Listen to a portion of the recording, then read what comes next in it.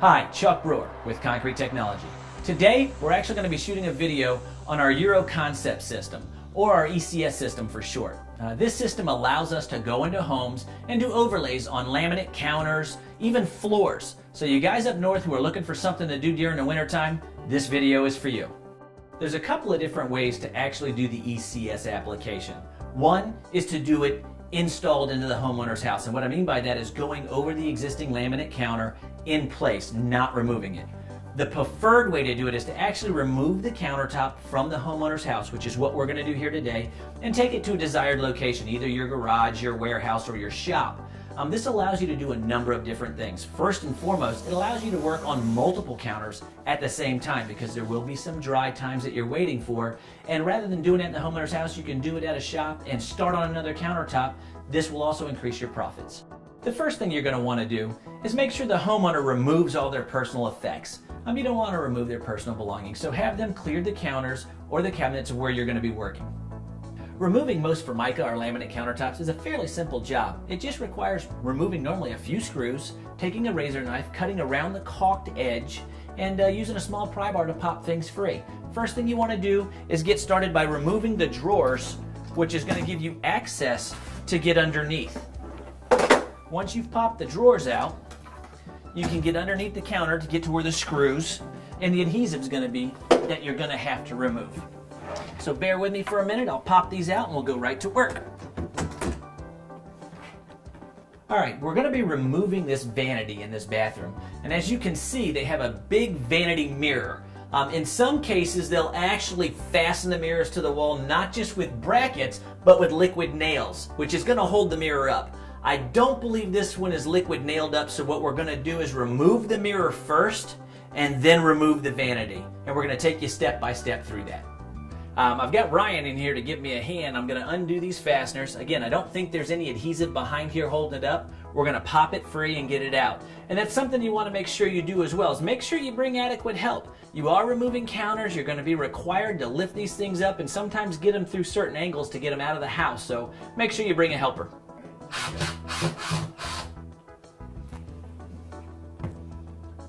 A couple of things you're going to want to make sure you do. First and foremost, turn off the water going to the sink before removing the sink and the counter. Secondly, disconnect the drain trap and remove it, which is going to free up the sink so you can pull it out with the counter. Double check to make sure you've got the water off. Pull the spigot up, left, right. All right, we've got no water coming through. Now it's time to disassemble the drain trap. I've got a 2-gallon pail underneath the trap to catch any loose water, and I've got some extra towels to sop up anything that might drip. All right, we're going to take a razor knife and we're going to come right along this edge to cut free from the paint and the caulking down and along the seam. Then we're going to use a hammer and chisel to pop that off and then slide the counter out.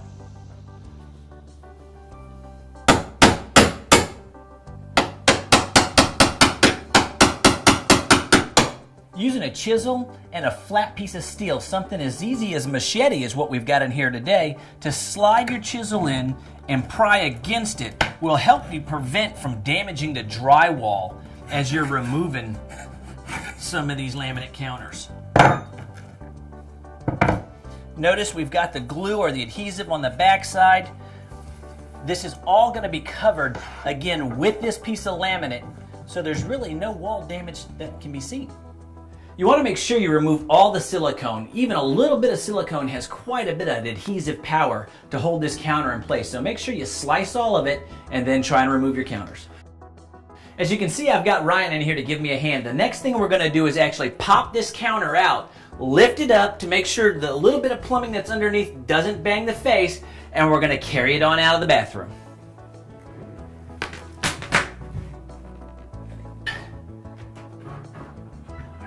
Now, there we go.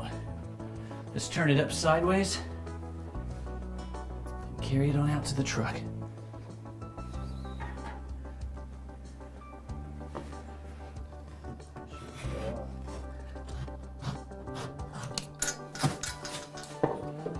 Ready?